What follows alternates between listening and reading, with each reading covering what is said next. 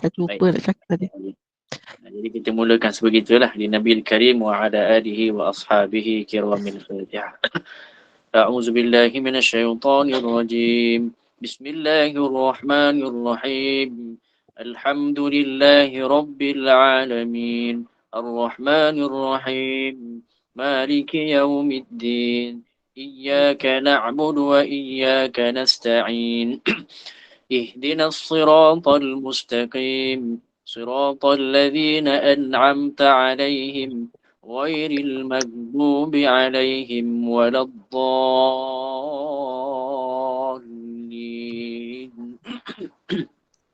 Surah Al-Kahfi, muka surat 293. A'udzubillahi minasyaitonirrajim. Bismillahirrahmanirrahim. الحمد لله الذي أنزل على عبده الكتاب ولم يجعل له عوجا قيما لينذر بأسا شديدا من لدنه ويبشر المؤمنين الذين يعملون الصالحات أن لهم أجرا حسنا ماكثين فيه أبدا وينذر الذين قالوا اتخذ الله ولدا ما لهم به من علم ولا لآبائهم كبرت كلمة تخرج من أفواههم إن يقولون إلا كذبا فلعلك باخع نفسك على آثارهم إن لم يؤمنوا بهذا الحديث أسفا إنا جعلنا ما على الأرض زينة لها لنبلوهم أيهم أحسن عملا وإنا لجاعلون ما عليها صعيدا جرزا أم حسبت أن أصحاب الكهف والرقيم كانوا من آياتنا عجبا إذ أوى الفتية إلى الكهف فقالوا ربنا آتنا من لدنك رحمة وهيئ لنا من أمرنا رشدا أعوذ بالله من الشيطان الرجيم الذين كانت أعينهم في غطاء عن ذكري وكانوا لا يستطيعون سمعا أفحسب الذين كفروا أن يتخذوا عبادي من دوني أولياء إنا أعتدنا جهنم للكافرين نزلا قل هل ننبئكم بالأخسرين أعمالا الذين ضل سعيهم في الحياة الدنيا وهم يحسبون أنهم يحسنون صنعا أولئك الذين كفروا بآيات ربهم ولقائه فحبطت أعمالهم فلا نقيم لهم يوم القيامة وزنا ذلك جزاؤهم جهنم بما كفروا واتخذوا آياتي ورسلي هزوا إن الذين آمنوا وعملوا الصالحات كانت لهم جنات الفردوس نزلا خالدين فيها لا يبغون عنها حولا قل لو كان البحر مدادا لكلمات ربي لنفد البحر قبل أن تنفذ كلمات ربي ولو جئنا بمثله مددا قل إنما أنا بشر مثلكم يوحى إلي أنما إلهكم إله واحد فمن كان يرجو لقاء ربه فليعمل عملا صالحا ولا يشرك بعبادة ربه أحدا صدق الله العظيم. Alhamdulillah wassalatu wassalamu ala Rasulillah wa ala alihi wa ashabihi ajma'in. Tuan-tuan, puan-puan yang dirahmati Allah Subhanahu wa taala, alhamdulillah. Syukur kepada Allah Subhanahu wa taala berkumpul kita pada hari ini, iaitulah untuk sama-sama bercakap-cakap tentang Al-Quran, bercakap-cakap tentang agama, bercakap-cakap tentang iman, bermonolog-monolog sesama sendiri untuk sama-sama mencapai satu kekuatan, iaitulah kekuatan untuk beriman kepada Allah Subhanahu wa taala. Cuma dalam kekuatan tersebut ada satu namanya kekuatan takut. Yang takut ini boleh membawa ke syurga. Bukan sekadar menangis, malah takut pun boleh bawa ke syurga. Kata Allah Subhanahu wa taala, Innal ladzina yakhshawna rabbahum bil ghaibi lahum maghfiratun wa ajrun kabir. Surah Al-Mulk. Kan kita baca tiap-tiap malam surah ini. Yang surah ini sebenarnya ada satu penghayatan yang terbaik untuk kita ingat hari-hari. Iaitulah satu jenis takut. Innal ladzina yakhshawna rabbahum. Adapun sesungguhnya orang yang takut kepada Tuhan mereka.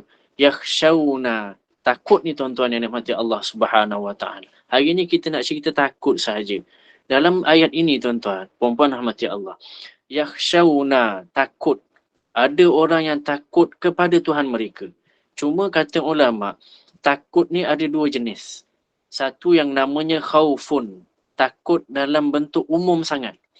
Tapi Allah gunakan perkataan yakhshawna. Apa dia tuan-tuan? Yakhshawn ini asalnya daripada khasyah, iaitulah takut yang dalam takut itu ada perasaan mengagungkan. Yang kita panggil macam kalau manusia itu karisma lah. Takut tapi bukan takut, kita agungkan dia. Takut yang bersama takut itu ada sifat mengagungkan.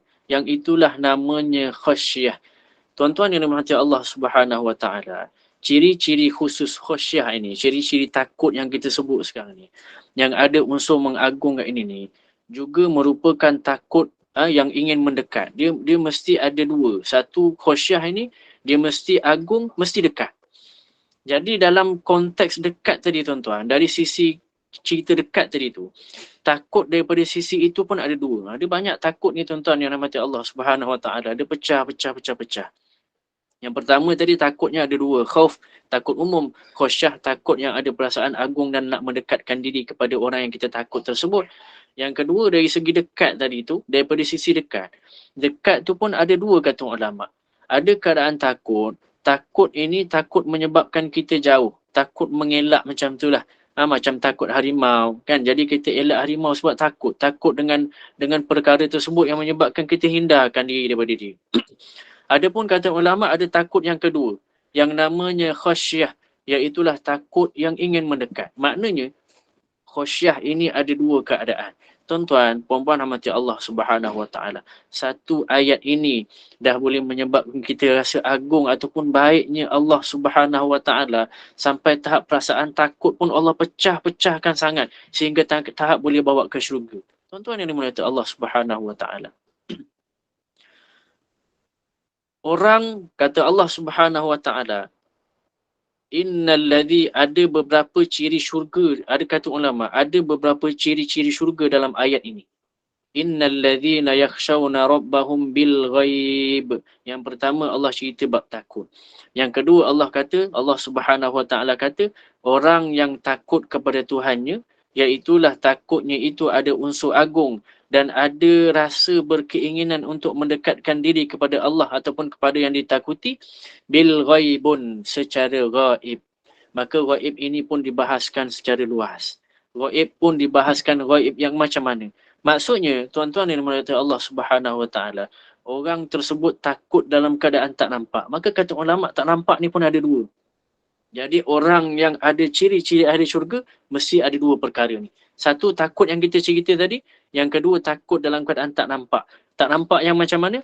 Tak nampak yang ada dua. Tuan-tuan yang mati Allah Subhanahu Wa Taala, ghaib ini boleh jadi dia kembali kepada orang yang takut, ataupun yang keduanya, ghaib itu boleh kembali kepada Allah yang kita takut. Boleh kembali kepada kita yang sedang takut, ataupun boleh kita kembalikan perkataan tersebut kepada Allah yang sedang kita takut. Memang kita beriman kepada Allah secara ghaib. Maknanya Allah itu memang tak boleh didapati dengan panca indera. Macam kata surah Al-Baqarah tu kan, alladzina yu'minuna bil ghaib. Orang yang bertakwa itu, mereka itu beriman dengan Allah yang tak nampak. Kalau gaib itu kita kembalikan kepada Rabbahu, kepada Allah Subhanahu Wa Taala, maka takut ataupun takut tak nampak itu boleh kita maknakan dengan tak boleh dilihat melalui panca indera, tapi boleh dirasakan dengan hati dan difahami dengan akal. Ataupun kalau kita kembalikan gaib tak nampak itu kepada diri kita yang sedang takut, iaitu ketika dia bersendirian pun dia rasa takut kepada Allah. Kadang kita ni macam takut dengan Allah, tuan-tuan pemerhati Allah. Tapi belakang orang dia jadi lain dah. Jadi sama ada gaib itu, tak nampak itu kembali kepada Allah yang tak boleh didapati dengan panca indera, ataupun gaib tak nampak kembali, tak nampak itu kembali pada orang yang takut itu. Iaitulah dia takut kepada Allah secara gaib, walaupun waktu itu dia terlindung daripada pandangan orang pun, masih dia ada rasa takut dengan Allah Subhanahu Wa Taala. Cuma kesimpulan gaib itu, walaupun tadi kita cerita bab takut, macam mana pun gaib itu tetap juga kembali pada Allah. Walaupun kita kembalikan pada diri kita dalam keadaan tak nampak orang lain, tetap juga namanya takut kepada Allah Subhanahu Wa Taala. Cuma apa yang seronok bab takut ni tuan-tuan yang rahmati Allah Subhanahu Wa Taala, ada yang inilah yang Allah sambung namanya lahum maghfiratun. Orang-orang yang kita cerita tadi tuan-tuan. Sebelum tu, dari segi takut ini tuan-tuan, dia dua-dua ada kelebihan. Dua-dua ada kelebihan. Walaupun kita pecahkan jadi dua jenis takut. Takut yang pertama tak nampak Allah. Takut yang kedua dia sendiri takut walaupun tak ada orang. Cuma walaupun kita pecahkan begitu, masih dua-dua itu ada kelebihan. Berapa ramai orang yang tak takut Allah sebab dia tak nampak Allah. Kalau dah nampak dia tak cerita dah tuan-tuan. Ni berapa ramai orang yang tak takut Allah sebab dia tak nampak Allah. Kalau dah nampak, dia dah tak cerita dah pasal takut ni. Sebab kelebihan takut ni dah tak ada dah kalau dah nampak Allah nanti.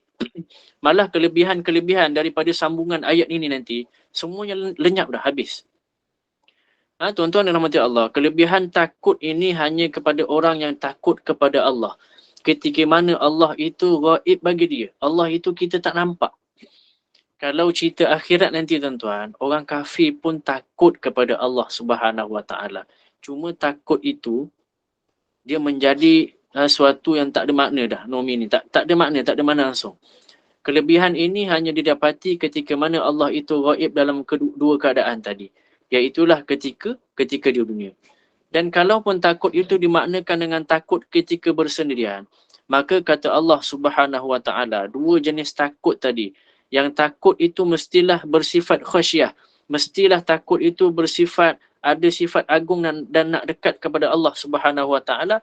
Kata Allah Subhanahu Wa Taala yang nak menunjukkan betapa sifat rahimnya Allah, sayangnya Allah pada manusia, lahum maghfiratun, baginya keampunan. Maka kata ulama, takut yang secara gaib ini, iaitulah takut yang tak perlu libatkan ego. Orang tak nampak pun kita takut. tak ada jatuh kemacuan pun, tak ada jatuh air muka pun. Maknanya senang sangat dah rasa takut ni. Takut kat Allah ni senang. Sebab tak ada jatuh air muka, tak ada rasa macam dia nampak aku takut. Tak ada tuan-tuan.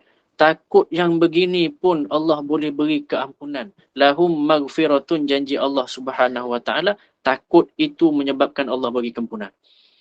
Sebenarnya banyak sebab keampunan tuan-tuan puan rahmati Allah Subhanahu Wa Taala. Kita ada istighfar, kita ada taubat, kita ada sedekah.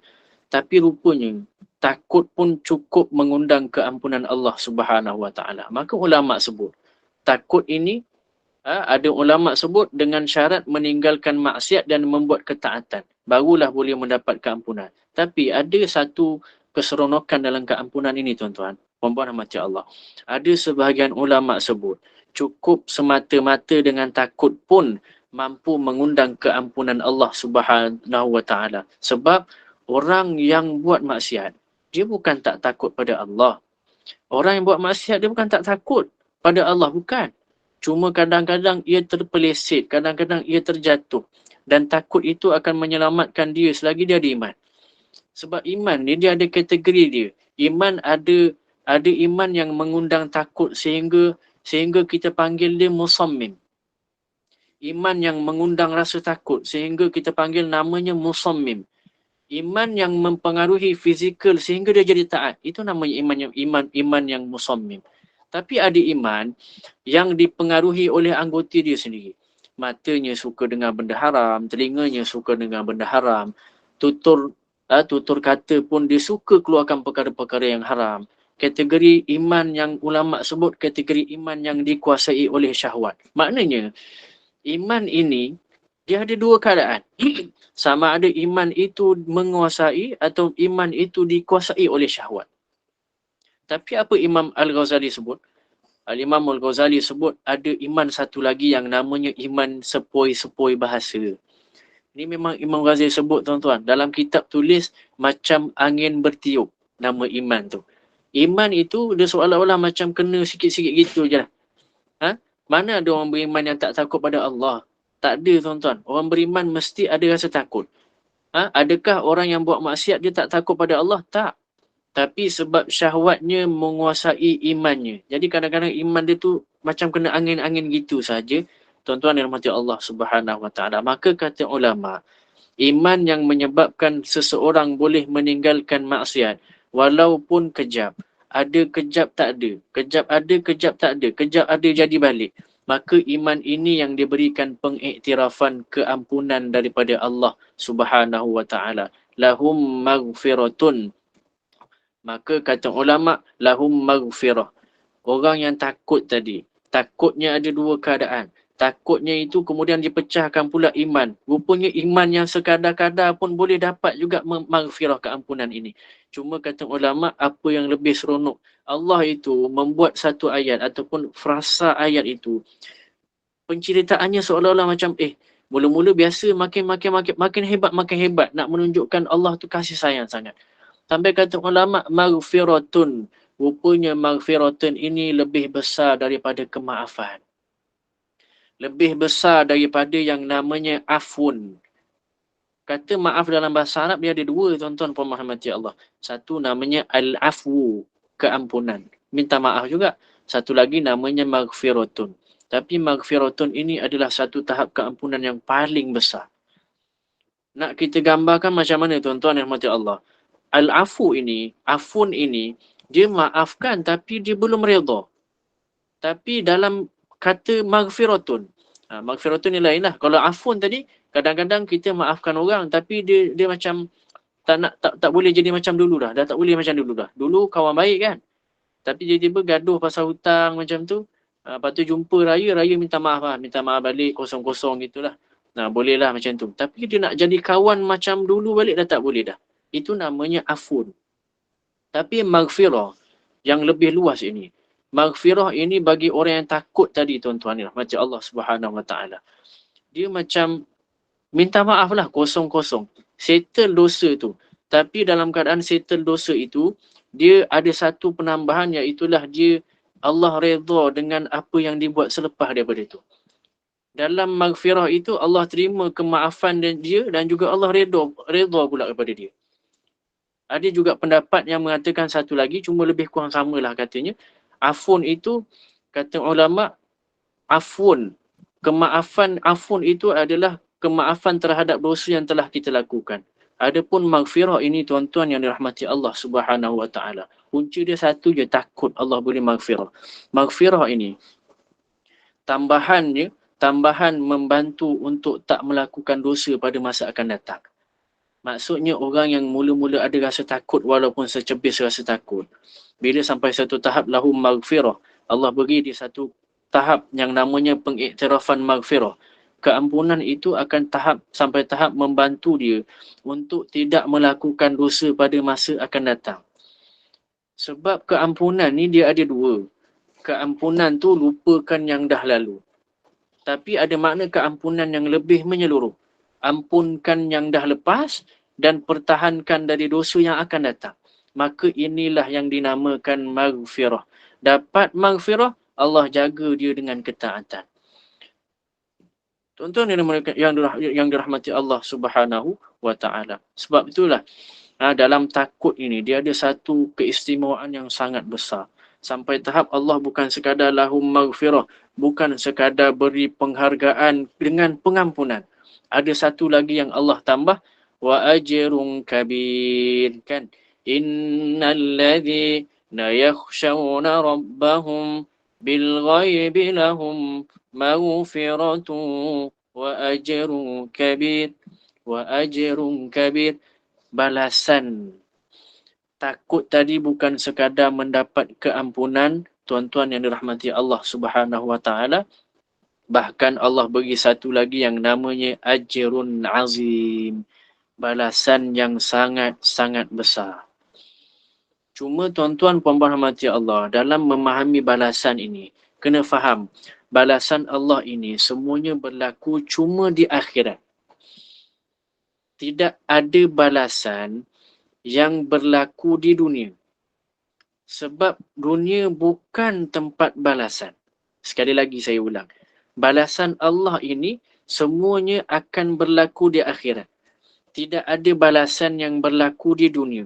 Sebab dunia bukan tempat balasan. Ni kalau nak jadikan quote WhatsApp silakan. Gitu kan. Gurau tuan-tuan pemerhati Allah Subhanahu Wa Taala. Sebagai contoh tuan-tuan. Saya punya dosa ni Allah banyak sangat. Dah Allah balas saya jadi susah. Kereta rosak. Kan rumah tiba-tiba tak boleh nak bayar. Anak sakit pula tiba-tiba kesihatan. Banyaknya dosa saya. Tuan-tuan yang dirahmati Allah. Dah bukan begitu tuan-tuan. Selalunya kesusahan selepas buat dosa adalah supaya kesedaran itu timbul untuk bertaubat. Supaya nanti tak menjadi alasan-alasan remeh di akhirat. Sehingga ketika mana Allahumma salli balasan itu dibentangkan, kita jadi duk keluarkan alasan macam-macam. Walaupun tahu dah tak boleh nak balas dah. Tak boleh nak cakap apa dah. Daging-daging ni duk bercakap dengan Allah. Datuk dia cakap apa dah? Tapi tetap juga masa tu tuan-tuan rahmati Allah, kita cari alasan. Jadi kerana begitu tuan-tuan, kesusahan itu Allah beri selepas dosa hanya untuk memberikan satu kesedaran. Untuk timbul rasa taubat. Supaya nanti tak menjadi alasan-alasan remeh di akhirat. Jadi sebab itulah sebelum ni saya sebut banyak kali dah tuan-tuan rahmati Allah Subhanahu Wa Taala. Perkara ini, rasa nak taubat, rasa nak kembali pada Allah, rasa kosong tiba-tiba, isi dengan kerinduan kepada Allah. Itu harganya paling mahal tuan-tuan rahmati Allah Subhanahu Wa Taala sebab namanya khasyah tadi yang mendatangkan keampunan. Sama juga lepas kita buat ketaatan, tuan-tuan yang rahmati Allah Subhanahu Wa Taala, tiba-tiba buat ketaatan, buat baik, Allah murahkan rezeki kita. Itu juga bukan balasan namanya.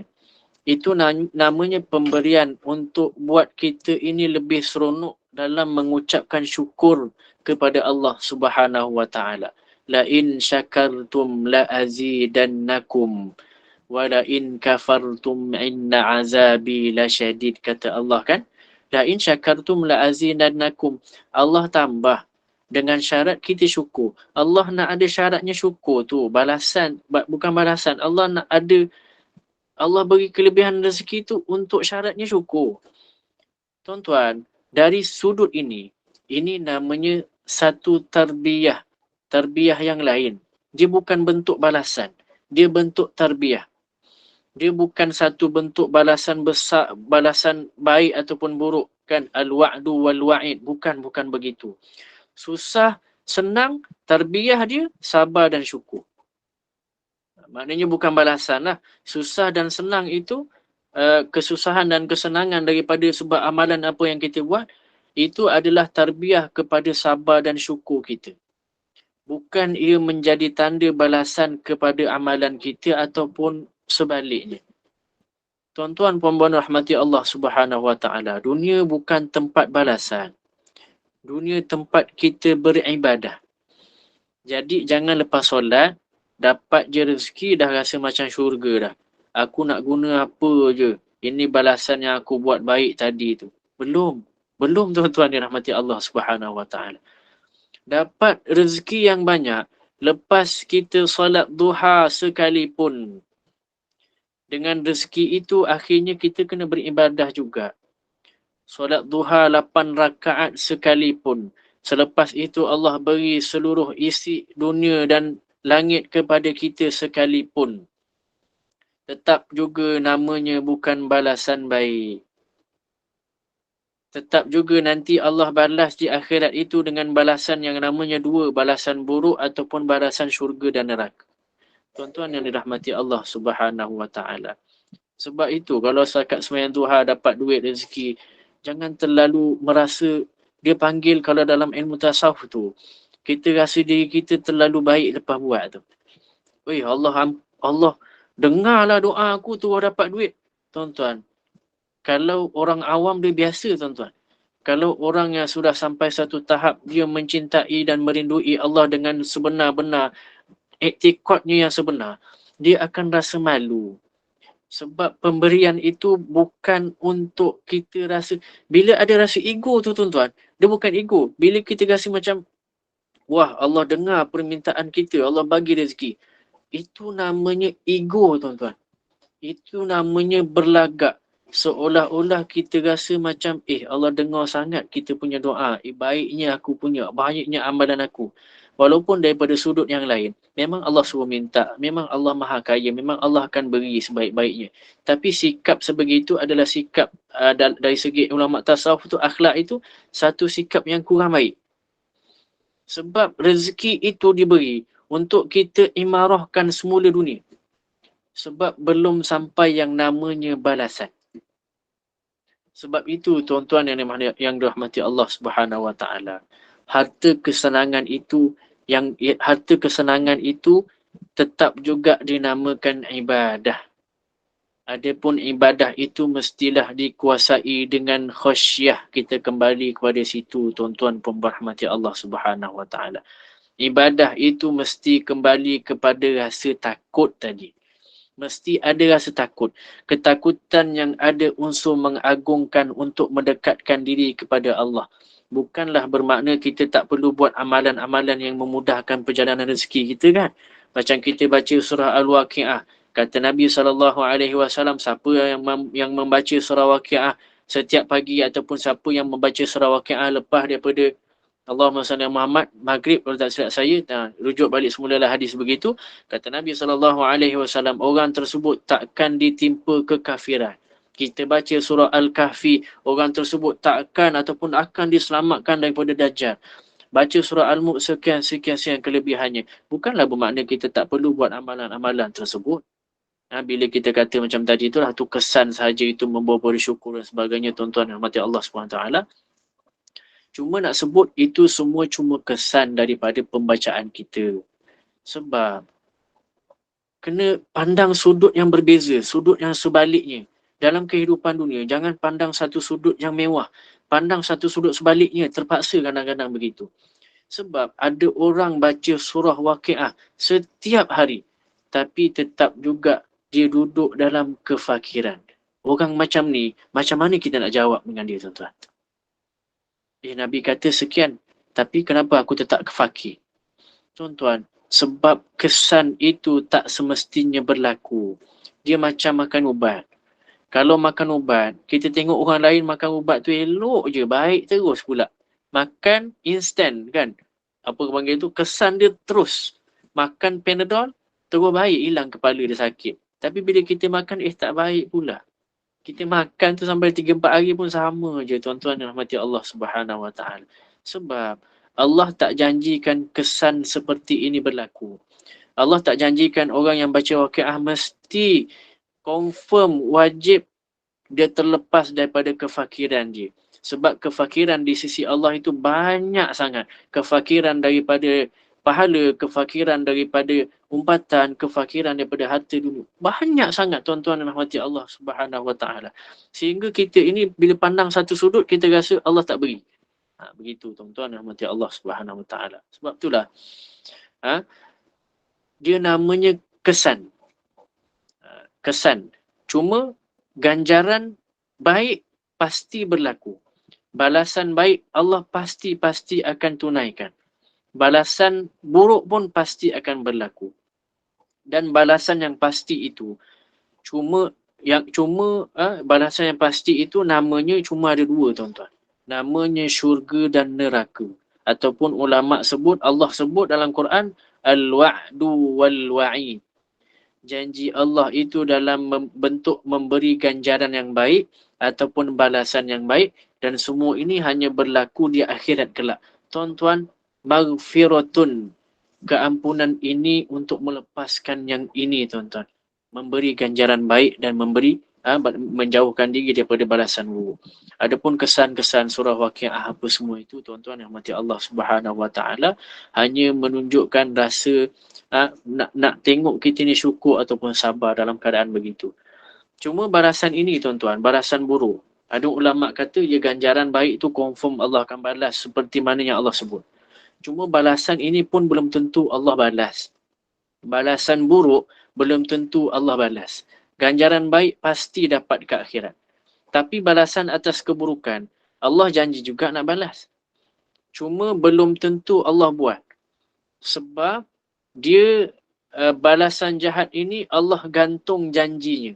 Allah gantung balasan buruk ini, Allah gantung janjinya itu dengan satu lagi ayat. Apa kata Allah Subhanahu Wa Taala? Kecualilah ketika mana Allah ampunkan dia. Kalaupun dah ada balasan buruk yang pasti untuk seseorang itu, tiba-tiba ada keampunan untuk dia. Maka Allah kata apa? Innallaha la yaghfiru ayyushraka bihi wa yaghfiru ma duna zalik liman yasha. Sesungguhnya Allah itu takkan mengampunkan satu jenis dosa sahaja. Dosa syirik kepada Allah Subhanahu Wa Taala. Wa yaghfiru ma duna zalik. Allah ampunkan segala jenis dosa yang lain. Liman yasha. Dengan syaratnya apa? Liman yasha. Kehendak Allah, Allah akan ampunkan siapa sahaja yang dia nak. Satu-satunya yang Allah janjikan tak diampunkan cuma syirik sahaja. Jadi balasan wa'id, balasan kita panggil balasan ancaman siksaan kepada keburukan manusia, kemungkinan tidak akan berlaku. Kemungkinan boleh tak berlaku. Sebab ada peruntukan lain yang namanya kemaafan dan keampunan bagi orang yang Allah nak. Bahkan kemaafan ini bukan bagi orang yang bertaubat sahaja, kata ulama, kata Al-Imam Al-Ghazali. Keampunan dan kemaafan bukan untuk orang yang bertaubat je. Orang yang taubat pada Allah itu dijamin keampunannya dengan kehendak Allah. Tapi dengan kehendak jugalah. Tapi dijamin oleh Allah keampunannya. Tapi tuan-tuan yang rahmati Allah, keampunan juga boleh didapati tanpa bertaubat jika Allah nak. Cuma dia ada syarat, kata ulama. Syaratnya jangan merendah-rendahkan keampunan Allah. Dia merendah-rendahkan keampunan Allah ni. Dia mudah je pusing-pusing balik. Rupanya merendahkan keampunan Allah ni syirik lah. Begitu. Sebab tu tak diampunkan. Syaratnya jangan merendahkan keampunan Allah. Malah lah nak bertaubat. Sebab rasa tak layak nak taubat lah. Sebab rasa banyak sangat dosa lah. Kan nak taubat tu rasa macam penat. Tak yalah nantilah.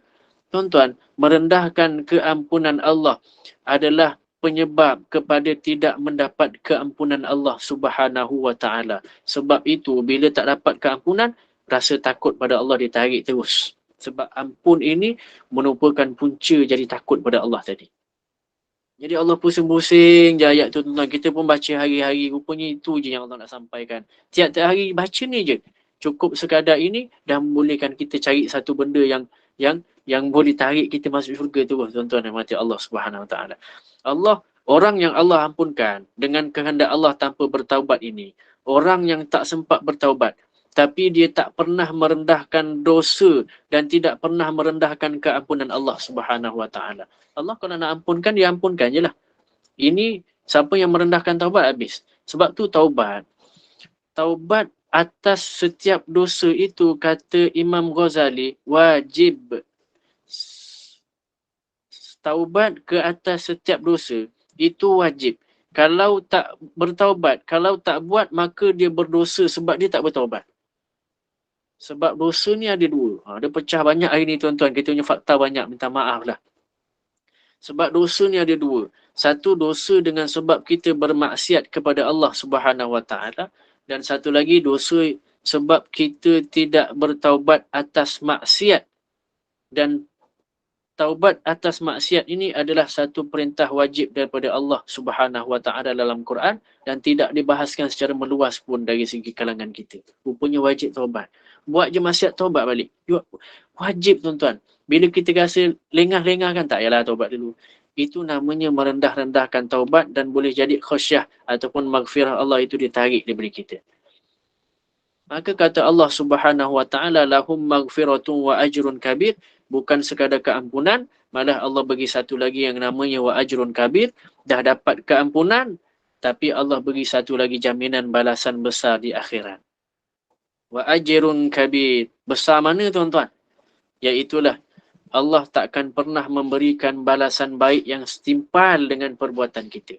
Sekali lagi saya sebut, Allah itu takkan pernah berikan balasan baik yang setimpal dengan perbuatan kita di dunia dulu.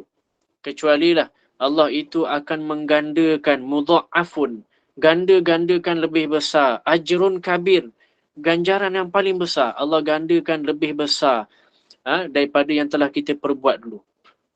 Dan balasan itu, kata ulama, itu akan digandakan daripada dua sudut.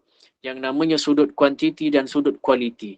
Tuan-tuan, kalau masuk syurga, buahnya tak sama macam buah dunia. Itu dari sudut kualiti. Kalau dari sudut kuantiti, selama-lamanya tak terbanding dengan umur kita yang kita solat sekadar 60-70 tahun beribadah, tapi Allah masukkan syurga selama-lamanya. Dua tuan-tuan dapat. Dahlah dapat maghfirah, keampunan. Dapat pula keampunan tersebut dengan janji yang macam-macam. Kadang-kadang keampunan itu dalam keadaan kita tak bertaubat pun. Kemudian tiba-tiba Allah janjikan satu lagi, Allah kata apa? Allah berikan ajrun kabir, balasan yang berganda-ganda. Dua pula tu, berganda dari segi kuantiti dan juga kualiti. Tuan-tuan, punca dia takut sahaja. Takut ini takut yang tak perlu tunjuk pada orang pun. Tapi takut ini adalah takut yang paling susah orang nak buat. Walaupun takut itu tak perlu jaga kemacuan diri, tak perlu jaga karisma diri, tak perlu tunjuk kat orang, tak perlu jaga macam-macam. Takut saja pada Allah, selesai. Tapi takut ini yang kita tinggalkan, tuan-tuan yang dirahmati Allah Subhanahu Wa Taala. Ketika mana Allah sebut balasan besar, maknanya Allah beri ganjaran bukan sebab amalan kita, tapi Allah bagi ganjaran sebegitu sebab besarnya Allah nak bagi pahala kepada kita. Allah bagi ganjaran baik bukan sebab amalan, tapi Allah bagi ganjaran sebegitu sebab besarnya Allah nak bagi pahala kepada kita. Ada orang masuk syurga tanpa amalan pun tuan-tuan. Masuk neraka kemudian masuk ke syurga balik. Kan Nabi pernah cerita SAW. Masuk neraka lepas tu masuk syurga balik. Dalam keadaan dia tak ada amalan apa pun. Maka bila dia masuk ke syurga tuan-tuan, dia sebut dalam kisah tersebut, apa yang dia dapatkan ketika itu adalah ganjaran itu, kata Nabi SAW, seluas langit dan bumi. Dia tak mampu nak cerita dah. Dia boleh cuma cakap, besarnya macam langit dan bumi semua dia dapat. Dia sebut dalam hadis tersebut, arduhas samawati wal ardi. Maka tuan-tuan, ketika mana dia masuk syurga, apa dia kata? Maka dia kata, Tuhan, ya Allah, Kau nak mainkan aku ke? Sedangkan kau ni semesta Tuhan, kau ni Tuhan semesta alam. Tuan-tuan, tengok. Apa kata beliau? Atastahzi'u bi wa anta rabbul alamin. Kata mereka, wahai Tuhan, kau nak prank aku ke? Seolah-olah begitu, tuan-tuan. Allah, kau nak prank aku ke ni? Wa anta rabbul alamin, sedangkan kau ni adalah Tuhan sekalian alam. Tuan-tuan bayangkan, tengah duduk kuliah kan, kita tengah duduk kuliah dengan saya ni, tiba-tiba datang orang sebelah tepuk bahu gitu. Ya, aku nak bagi kau 1 juta lah. Nak tak? Tuan-tuan, kita pandang dia tu kan, sama ada dia ni scammer ataupun jenis mulut manis. Macam tu je tuan-tuan, nak mainkan aku ke ni? Dia macam tu tuan-tuan, tak ada amalan tapi Allah beri juga. Luasnya pengampunan Allah Subhanahu Wa Taala. Jadi dia ni ketika mana berhadapan dengan syurga, dia ingat dia sekadar tumpang-tumpang je, dia sekadar duduk penjuru gitu je. Tapi rupanya Allah peruntukkan satu syurga yang besar langit dan bumi. Sampai dia tanya, kau ulukkan aku ke ya Allah, sedangkan kau Tuhan semesta alam. Jadi tuan-tuan, soalan tersebut kata Nabi SAW menyebabkan Allah terhibur. Tuan-tuan, Allah rasa macam terhibur dengan soalan tersebut. Dia rasa macam kecilnya pengampunan yang Allah bagi. Seolah-olah begitu tuan-tuan yang dimuliakan Allah Subhanahu Wa Taala. Maka kata Nabi SAW, nikmat yang diterperanjat tadi itu adalah nikmat yang paling rendah dalam syurga. Tak ada yang paling rendah daripada itu dah. Maknanya ajrun kabir. Balasan ini Allah bagi sebab dia nak bagi. Balasan ini sebab ada secubit rasa takut kepada Allah. Banyak lagi tuan-tuan kisah-kisah kisah-kisah syurga ini yang Allah potong CCTV. Kita panggil potong CCTV lah. Allah tengah tayangkan CCTV ataupun amalan-amalan perbuatan kita di dunia itu dengan secara detail yang teramat. Sehingga luahan hati semua dikeluarkan semuanya. Ketika itu tuan-tuan yang rahmati Allah Subhanahu Wa Taala, ketika itu adalah ketika di mana perasaan takut. Ya, kita ada takut yang banyak. Jadi di akhirat itu, takut ketika itu adalah takut yang sehingga kita tak mampu nak memikirkan keluarga sekalipun. Kan ada kita cerita sebelum ni kan, seperti mana kata Nabi SAW, takut jenis 3 jenis takut. Maka ketika takut itu tuan-tuan yang rahmati Allah Subhanahu Wa Taala, baiknya Allah pengampunan Allah itu. Ada keadaan manusia yang takutnya itu sebab takut nak mendekatkan, mengagungkan Allah. Akhirnya Allah potong CCTV tuan-tuan. Umurnya 60 tahun, Allah singkatkan CCTV itu, Allah singkatkan tayangan itu jadi 30 tahun je. Sampailah Allah berfirman kepada orang tersebut, udkhulul jannah. Ataupun ada yang sebut baris bawah lah, udkhulil jannah. Sama ada perempuan ataupun lelaki, tak ada masalah pun lah. Udkhulul jannah, kata Allah Subhanahu Wa Taala. Rupanya dekat akhirat ni, Allah ni banyak terhibur dengan perangai-perangai kita tuan-tuan. Tuan-tuan, kita untung kita dah dengar kisah-kisah akhirat ni awal dah. Kita dah boleh bayang dah sebenarnya. Udkhulul jannah, tengah tengok tiba udkhulul jannah. Boleh bayang tuan-tuan, badan kita duduk situ sebenarnya. Cuma itulah Allahumma salli ala Muhammad. Allah cerita dengan logik akal kita, dengan kefahaman kita. Tapi kadang-kadang kita macam buat tak endah dengan ketakutan, dengan rasa itu. Maka kata Allah Subhanahu Wa Taala, udkhulul jannah, masuklah ke syurga. Tapi tuan-tuan, keadaan takut sangat manusia ketika itu, yang tahu memang tayangan dia memang dosa banyak gitu sebagai contohnya kan. Bila Allah potong CCTV, Allah kata udkhulul jannah, apa yang terjadi pada orang tersebut tuan-tuan? Orang tu tak dengar firman Allah, dia boleh tak dengar tuan-tuan yang rahmati Allah SWT. Masuklah ke syurga kata Allah. Dia tak dengar tuan-tuan, sampai dia macam bela. Apa ya Allah? Sulang lagi. Allah terhibur dengan perangai orang itu. Allah kata masuk syurga. Masuklah syurga. Tak dengar sebab takut sangat. Ni tuan-tuan, pengampunan Allah Subhanahu Wa Taala dengan hanya namanya secubit rasa takut. Bayangkan tuan-tuan yang mati Allah. Banyak lagi yang Allah sebut, yang Allah bagi. Yang kita dah cerita pun sebelum ni tuan-tuan. Kalau Isra' wal Mi'raj itu, Allah beri satu hadiah kepada kita selain hadiah solat itu, namanya hadiah ucapan ataupun ungkapan. Kan saya rasa saya pernah cerita kot. Nabi naik langit ke-7 sallallahu alaihi wasallam, jumpa Nabi Ibrahim alaihi salam. Apa Nabi Ibrahim kata kepada Nabi Muhammad sallallahu alaihi wasallam? Hai Nabi, ajarkan kepada umat kamu untuk tanam tanaman di dalam syurga. Maka kata Nabi sallallahu alaihi wasallam, macam mana nak tanam sedangkan mereka itu di dunia? Macam mana nak tanam pokok-pokok syurga? Maka kata Nabi Ibrahim alaihissalam, sebutlah la haula wa la quwata illa billahil aliyyil azim. Amalkan. Tuan-tuan, amalan ini kalau kita kaji balik, dia bawa kepada takut juga. Amalan ini, takut ini yang boleh menimbulkan ataupun menghidupkan, menyuburkan tanaman-tanaman syurga yang akan menjadikan rumah ataupun kediaman kita itu seolah-olah satu kediaman yang sangat cantik. Itu satu sudut. Satu sudut lagi tuan-tuan yang macam Allah kata ulama, kalau dah pokok yang kita tanam tu dah duduk dalam syurga, takkan kita tak masuk syurga?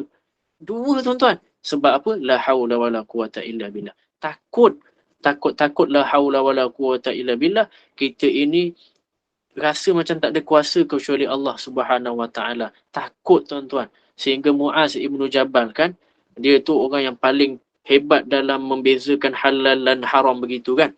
Dia ni Nabi iktiraf, ma bainal halal wal haram. Muaz bin Jabal ni paling power sekali membezakan. Tapi ada satu masa tu Nabi jumpa Sayyidina Muaz Ibnu Jabal. Panggil Sayyidina Muaz, kata Nabi SAW, inni uhibbuk. Aku ni cinta sangat dengan kau. Tapi usika. Tapi aku nak wasiatkan satu. Apa dia? Allahumma salli ala Muhammad. Jangan lupa lepas solat. Fi duburi solat. Fi kulli duburi solat. Jangan lupa selepas setiap solat. Jangan lupakan doa ini. Doa itu apa dia tuan-tuan? Allahumma a'inni ala dzikrika wa syukrika wa husni ibadatik. Jangan lupa untuk minta tolong dengan Allah. Supaya kita ni sentiasa ingat Allah. Kita ni sentiasa ada rasa nak syukur pada Allah. Kita ni sentiasa nak tambah baik jadi hamba yang terbaik. Tuan-tuan, Muaz tu dah pandai sangat bezakan halal dan haram. Tapi apa yang Nabi perintahkan, Nabi wasiatkan? Nabi kata, jangan lupa tetap juga minta tolong dengan Allah. Minta tolong supaya Allah ni ingatkan kita ni, supaya ingat Allah. La haula wa la quwata illa billah. Maknanya, kita ni tak ada kekuatan. Kena takut juga pada Allah. Yang namanya takut. Tuan-tuan yang dirahmati Allah Subhanahu wa taala. Dan semuanya, kisah-kisah yang kita sebut tadi, menepati satu syarat yang namanya takut. Khosyatun, takut yang disertai dengan iman, yang disertai dengan keagungan, yang disertai dengan mendekatkan diri kepada Allah. Takut ini, takut yang disertai mendekatkan Allah walaupun telah dicampakkan ke dalam neraka, masih ada ganjaran besar untuk mereka. Tapi tuan-tuan, jangan pula kita bercita-cita nak jadi ala kadar gitu je lah. Tak apalah masuk neraka dulu. Maka latih-latihlah takut ini, takut yang Allah beri ini, dengan jalan Allahumma salli Muhammad, latih-latihlah takut ini. Yang takut ini Allah beri dah jalan ni. Jalan takut ni, perasaan takut ni Allah dah cerita dulu dah sebelum bertemu Ramadan. Mana yang Allah cerita tuan-tuan? Diceritakan ketika mana Nabi SAW Isra' wal Mi'raj. Isra' wal Mi'raj ini berbagai sudut kita boleh pandang. Termasuklah sudut takut, iaitu Allah nak latih dulu diri kita. Rasa takut sebelum sampai Ramadan.